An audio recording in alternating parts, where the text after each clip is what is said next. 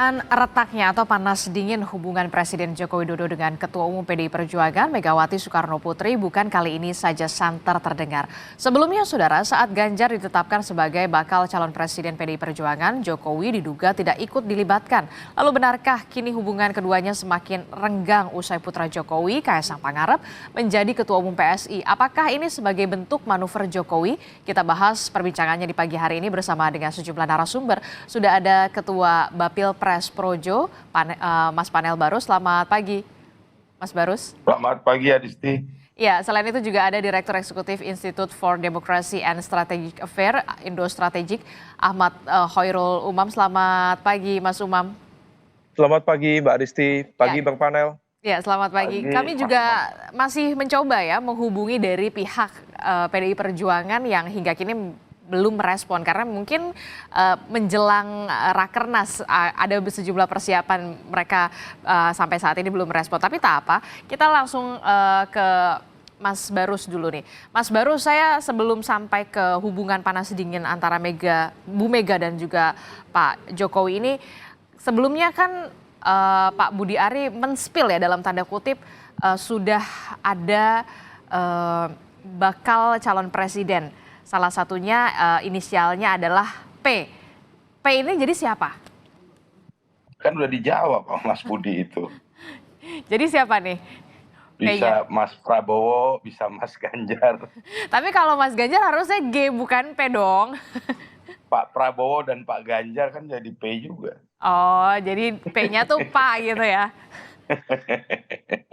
Bukan Pak Prabowo. Bisa Panel Barus juga dong kalau P. Oke. Nah, untuk resmi deklarasinya kapan tuh? Kalau Projo sendiri? Puncaknya nanti di 14-15 Oktober pada saat kita Rakernas. Karena sampai hari ini masih berjalan konverda-konverda.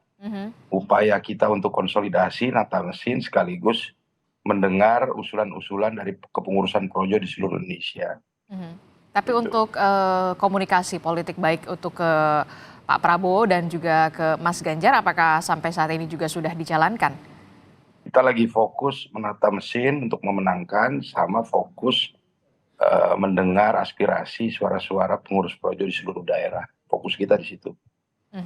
Oke, jadi mendengar aspirasi. Kenapa lama banget ya menentukannya? Pertimbangannya apa ya? Kan udah jelas Ya, nih nama yang menguat adalah Pak Prabowo dan juga Mas Ganjar kalau dari Projo, atau menunggu Pak Presiden Joko Widodo nih arahannya akan seperti apa? Karena proses di internal organisasi ini kan kita punya kepengurusan di 34 provinsi, jadi memang nggak bisa kita sebagian saja, seluruhnya harus kita libatkan gitu. Jadi maksudnya belum sepakat daerah-daerah ini untuk satu suara atau Bukan, seperti karena apa? penjadwalan konverda-konverda ini kan ada yang beda-beda hari, tanggal. Jadi masih jalan terus. Tapi sampai dengan 14-15 Oktober nanti kita anggap itu selesai proses konsolidasi, penataan mesin sekaligus upaya kita mengumpulkan semua suara aspirasi dari kepengurusan Projo di seluruh Indonesia. Jadi puncaknya di 14-15 Oktober.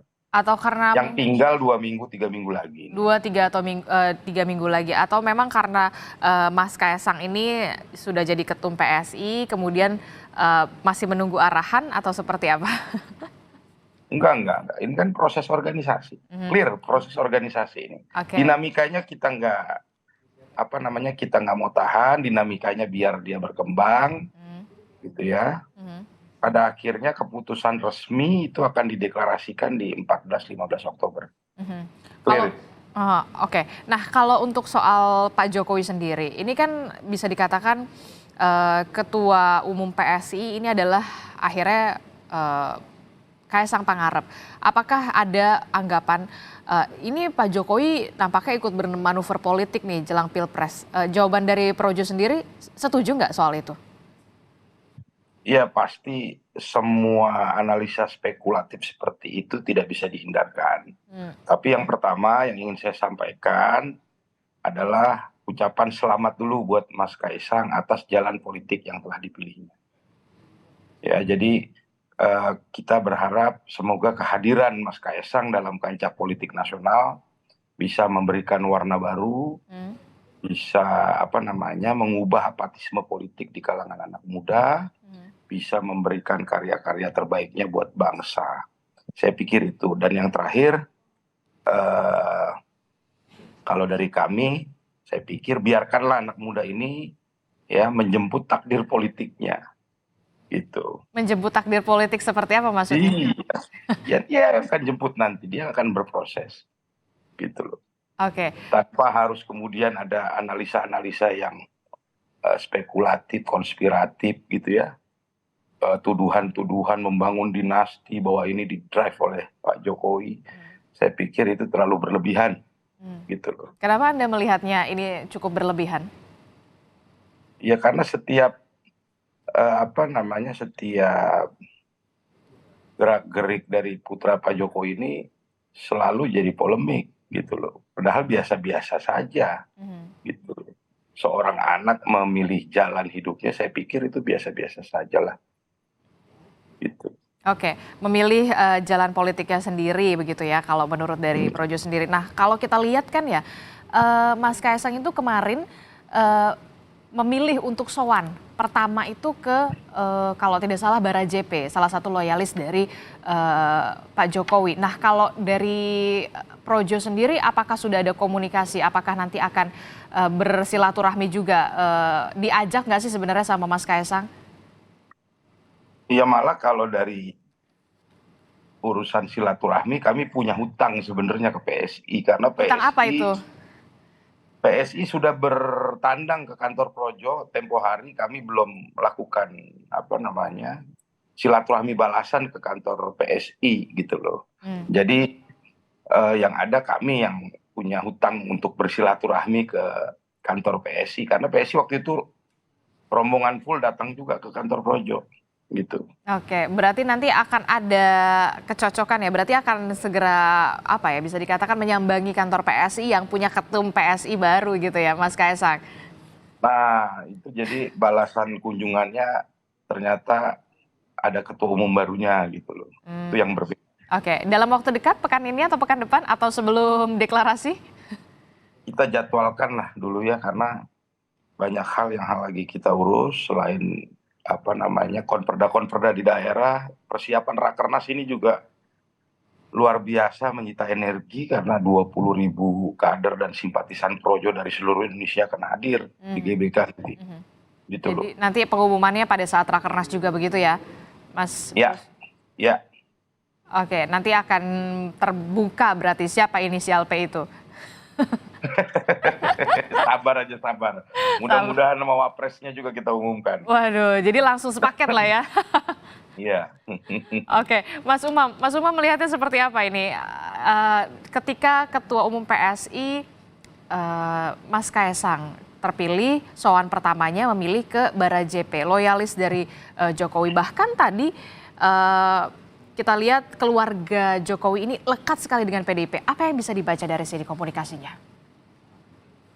Iya, dalam konteks ini saya pikir apa yang dilakukan oleh PSI di bawah kepemimpinan Kaisang mencoba untuk menerjemahkan apa yang kemarin telah disampaikan dalam pidato politik perdananya bahwa PSI akan melakukan konsolidasi basis kekuatan relawan Jokowi dengan catatan yang dia sampaikan yang tidak terafiliasi kepada partai-partai politik manapun.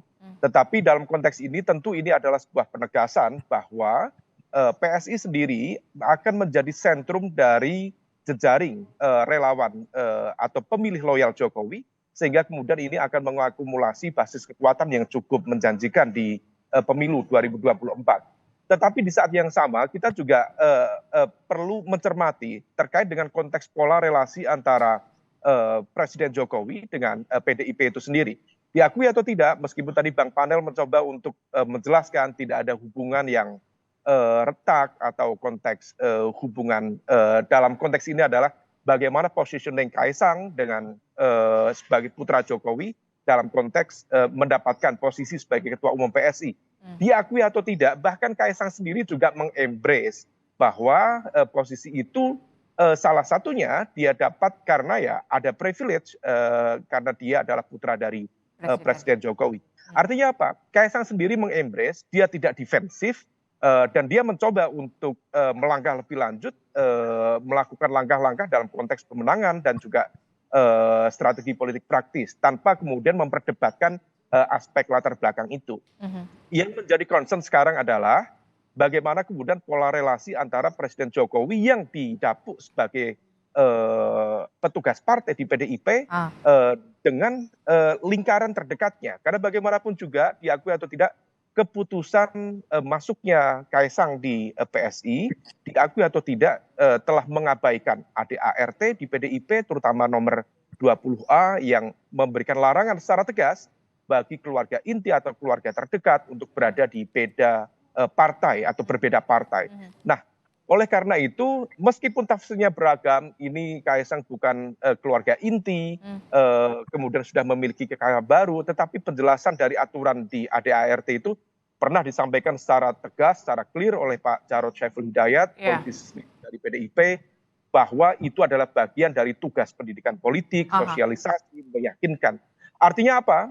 Diakui atau tidak, memang ada situasi yang tidak baik-baik saja antara hubungan Bu Megawati dengan Pak Jokowi. Nah, hari ini adalah Rakernas PDIP dan menurut sejumlah elit PDIP akan mengundang Pak Jokowi termasuk juga Gibran. Hmm. Artinya apa? Ini akan dijadikan sebagai momentum penting Hmm. untuk menunjukkan kepada publik bahwa hubungan kedua pihak tidak baik-baik saja itu bisa dinetralisir. Artinya apa? Mereka ingin menunjukkan bahwa situasinya baik-baik saja. Nah, oleh karena itu ini akan menjadi sebuah kesempatan kita lihat nanti statementnya seperti apa, karena bagaimanapun juga itu akan berpengaruh terhadap persepsi publik tentang bagaimana pola relasi di antara kedua elit itu. Oke, kalau untuk kita lihat ini Rakernas, hari ini Rakernas PDI Perjuangan, tentu kita semua mata publik tertuju, apalagi dinamikanya bisa dikatakan sangat signifikan begitu ya. Karena akhirnya putra Presiden Joko Widodo, putra bungsunya Kaisang menjadi Ketua Umum PSI. Ini juga akan menjadi pembahasan di dalam Rakernas, walaupun tidak secara terbuka pastinya nanti akan diperlihatkan begitu.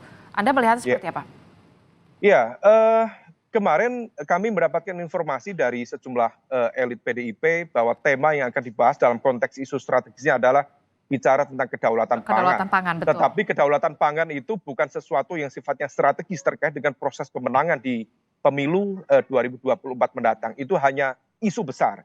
Adapun proses yang kemudian lebih taktis, lebih strategis terkait dengan pemilu, tentu adalah pematangan infrastruktur pemenangan, baik untuk pileg maupun pilpres. Nah, oleh karena itu memang betul dalam konteks penentuan cawapres akan ditentukan hak prerogatifnya ada di Ketua Umum PDIP, Bu Megawati Soekarno Putri, tetapi tentu akan ada sejumlah pembahasan termasuk aspirasi barangkali dari para kader PDIP di DPD, di tingkat DPC untuk memberikan aspirasi kepada pimpinan PDIP untuk menentukan at least pertama siapa cawapres Pak Ganjar. Kedua, apakah memungkinkan dilakukan renegosiasi terkait dengan wacana dua poros, apakah kemudian PDIP memungkinkan bergabung dengan Pak Prabowo.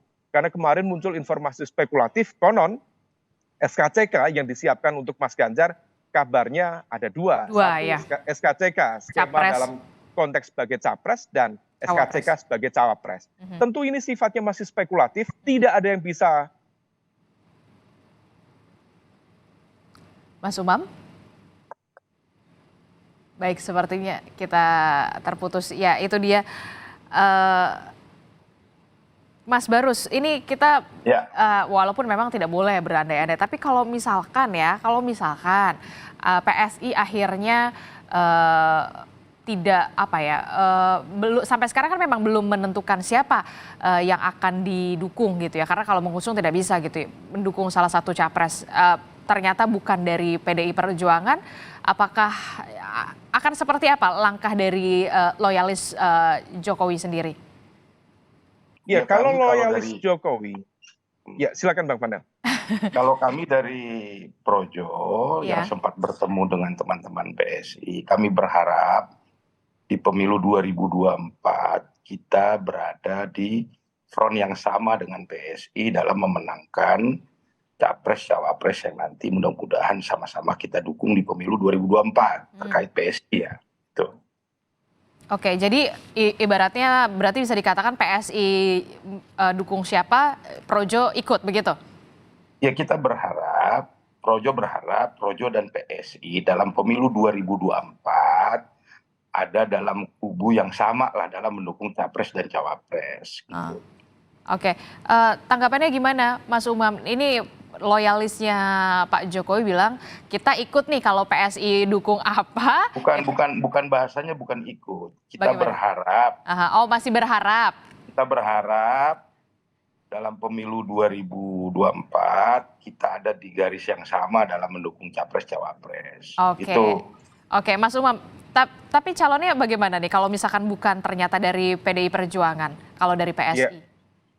ya bagaimanapun juga per hari ini kalau kita baca kedekatan PSI lebih kepada Pak Prabowo Subianto.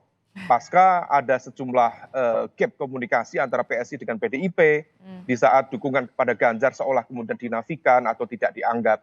Maka kemudian PSI memang per hari ini memiliki kedekatan secara khusus dengan Prabowo Subianto.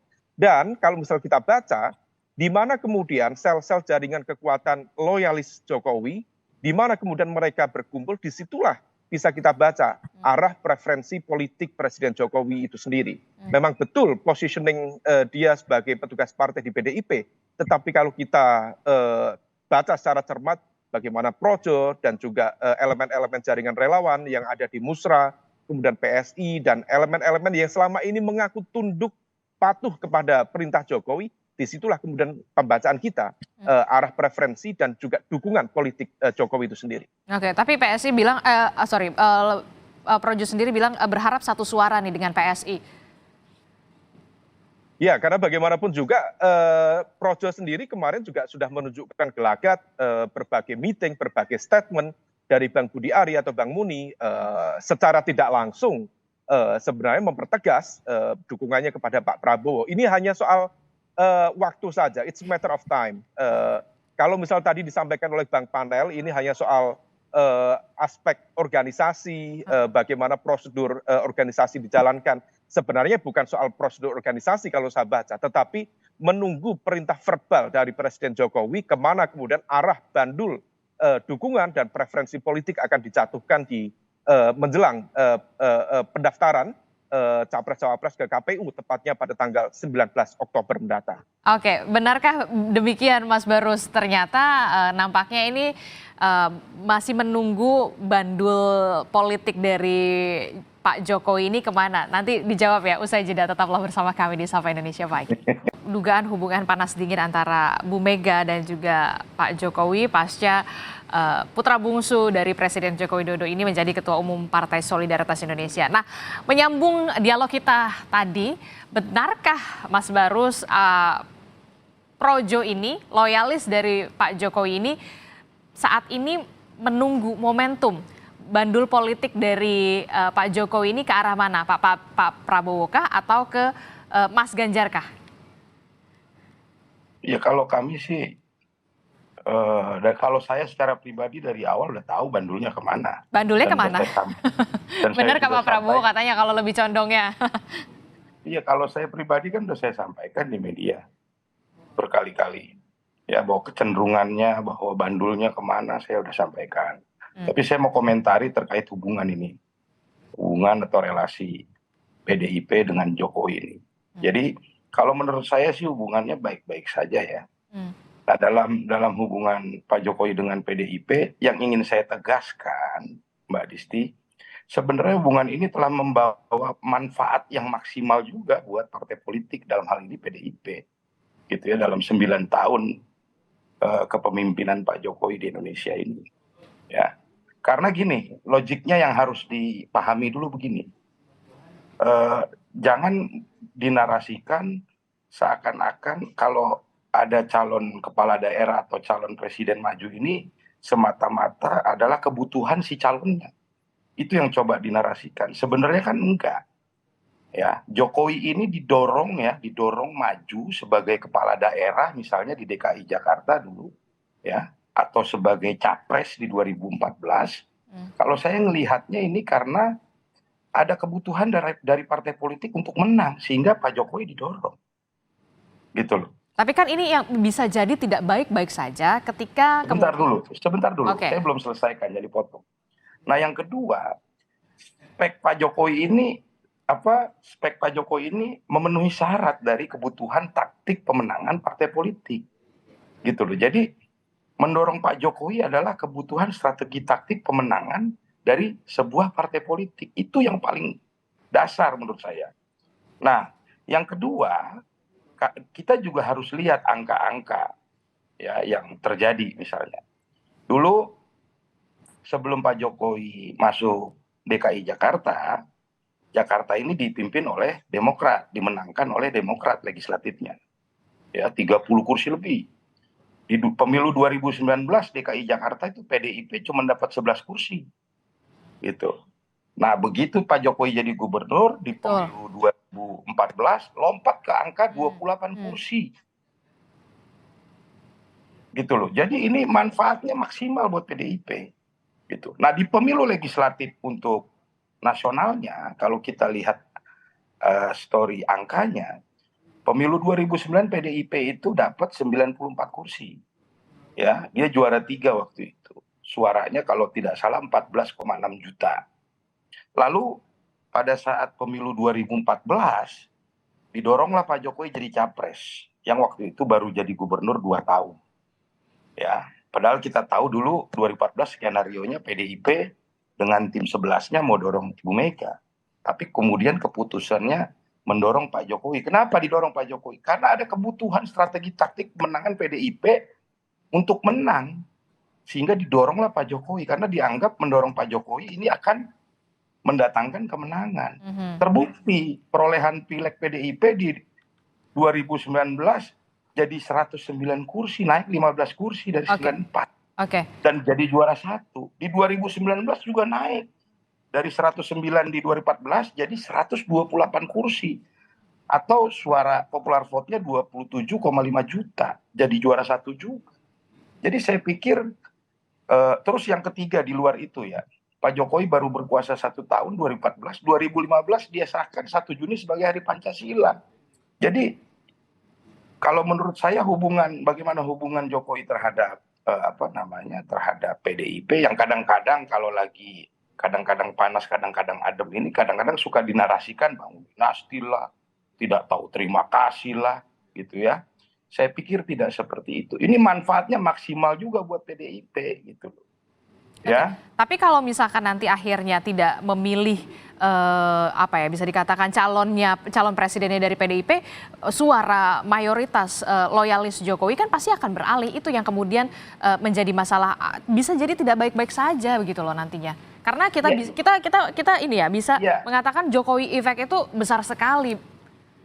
Jadi itu memang itu mungkin yang dikhawatirkan.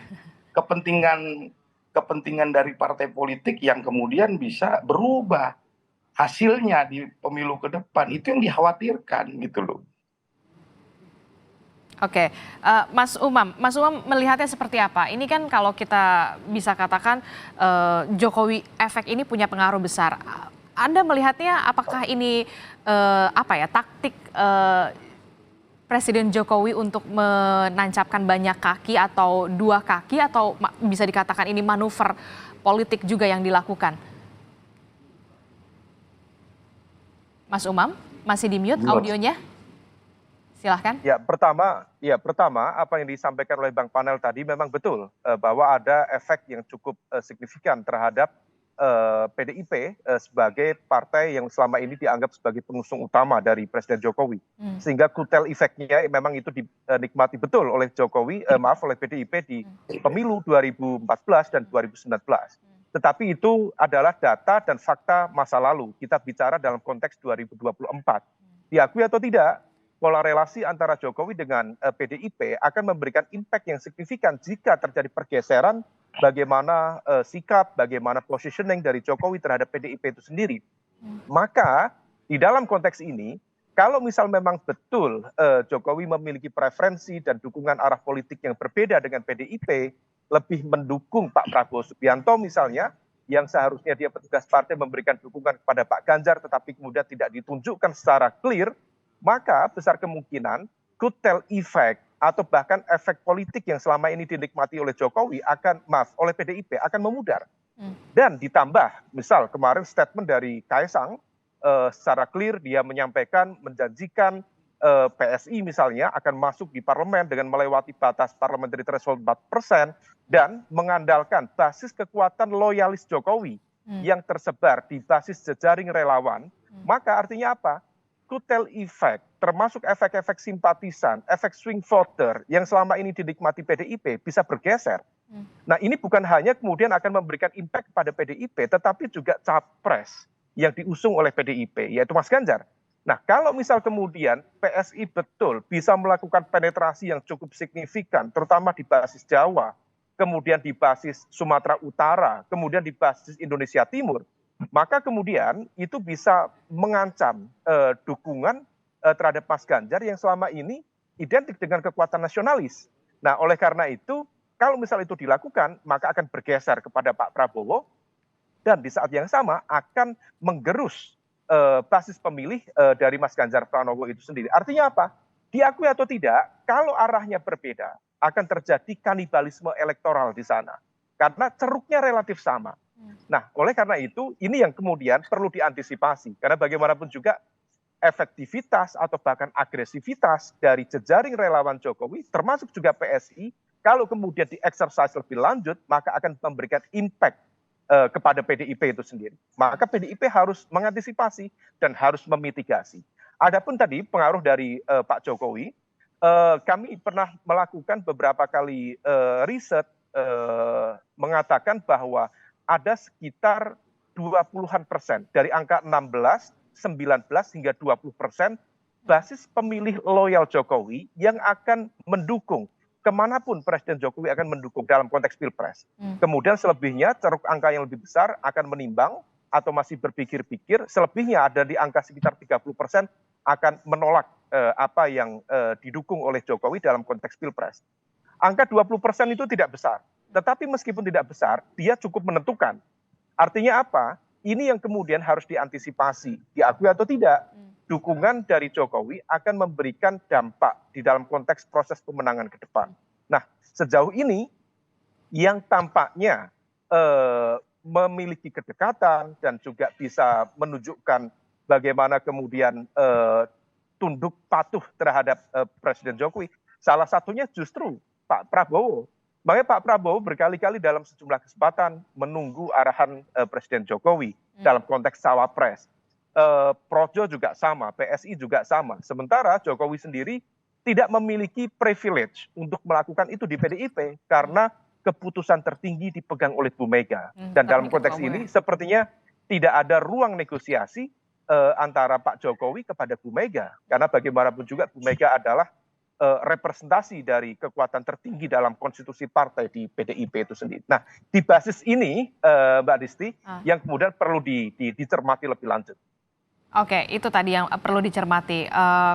Nah, kalau dari Mas Baru sendiri seperti apa? Tadi kan bilang katanya punya utang nih ke PSI akan apa ya? Akan sowan lagi ke PSI setelah Ketua Umum PSI-nya Mas Kaisang. Nampaknya lebih mesra ya dibandingin ke PDI Perjuangan.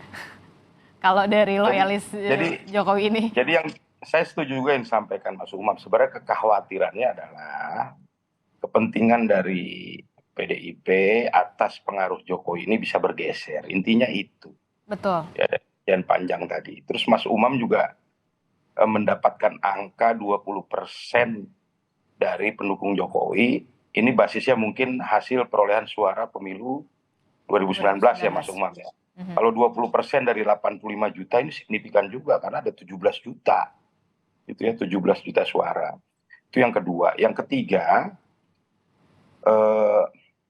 mengenai PSI kemudian menentukan ceruk yang akan dikelola oleh ceruk pendukung Pak Jokowi yang juga angkanya sangat signifikan kalau berdasarkan hasil pemilu 2019 yaitu 85 juta. Saya pikir itu sah-sah saja bagian dari strategi taktik partai politik, apalagi mereka sedang berjuang keras untuk bisa lolos parlemen threshold ya. Saya pikir itu hal yang lumrah-lumrah saja lah. PSI ketemu Kaisang, Kaisang ketemu PSI ini seperti Mur ketemu Baut. Udah. nggak ada yang nggak ada yang salah lah untuk itu. Oke, jadi bisa dikatakan lebih gampang mengetuk pintu PSI dibandingkan mengetuk pintu dari PDI Perjuangan, begitu Mas Barus? Kok ngetuk pintu? Ya, maksudnya istilahnya loh. Ya yang pasti kita akan balas lah silaturahmi PSI harusnya udah terjadi minggu kemarin, tapi tiba-tiba ada ada yang nggak bisa sehingga kita masih tunda.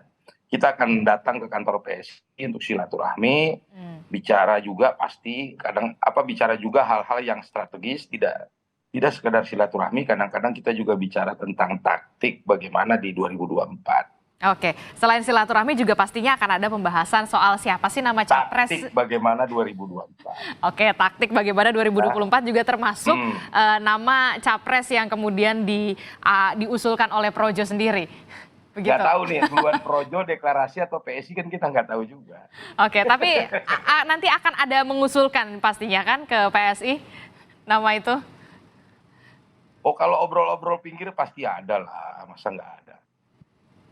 Oke, nah kalau oke baik, pasti akan ada pembahasan itu. Nah kalau Iya dong. iya, nah Mas Umam, kalau Projo kemudian akhirnya kita bisa lihat lah ya, ini bisa lebih bisa lebih mesra dalam tanda kutip ke PSI. Nah bisa dikatakan nanti suara dari loyalis, ceruk dari loyalisnya Pak Jokowi ini bisa dikatakan tergantung dari PSI memilih siapa gitu di capresnya, begitu Mas Umam? Iya, saya pikir PSI itu hanya satu partikel kecil di antara sekian banyak elemen-elemen yang sudah menunjukkan kelembagaannya sebagai loyalis Joko Widodo. Nah, oleh karena itu tentu ini akan ada komunikasi di antara jejaring itu, bisa jadi satu kekuatan suara atau sebaliknya. Justru kalau misal kemudian Pak Jokowi merasa tidak siap berhadapan-hadapan dengan PDIP, merasa sungkan secara komunikasi dengan Bu Mega, maka kemudian bisa juga digunakan strategi lain, yaitu menyebar kekuatan. Artinya ada satu elemen diletakkan di kubu Prabowo misalnya, ada elemen lain diletakkan di kubu Mas Ganjar. Karena bagaimanapun juga tentu ini akan memberikan efek yang cukup signifikan secara politik kepada Presiden Jokowi. Bisa saja ini dianggap sebagai face saving strategy, strategi menyelamatkan muka.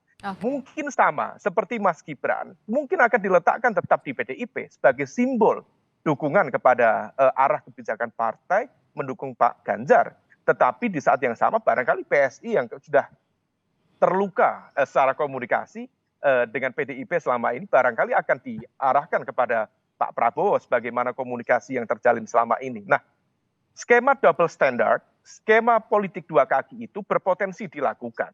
Tapi kalau misal kemudian basis komunikasi ke depan sepertinya mengarah pada satu kekuatan suara saja, maka kalau peta per hari ini dan kalau misal tidak ada perubahan signifikan hingga 20 hari ke depan, tepatnya menjelang pendaftaran di KPU tanggal 19 Oktober, maka bisa saja kekuatan itu akan solid ke Pak Prabowo Subianto. Nah, situasi ini yang betul-betul diantisipasi dan teman-teman PDIP sendiri tentu harus memitigasi supaya kemudian tidak terjadi split dalam konteks dukungan itu.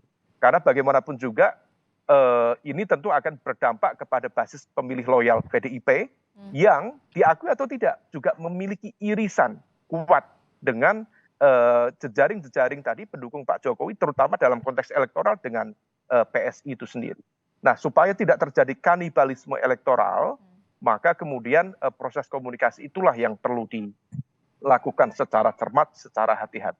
Oke, Anda melihat apa yang dilakukan Pak Jokowi ini karena memang ada jarak komunikasi antara Pak Jokowi dan Bu Mega atau seperti apa sampai akhirnya bisa sampai seperti ini begitu?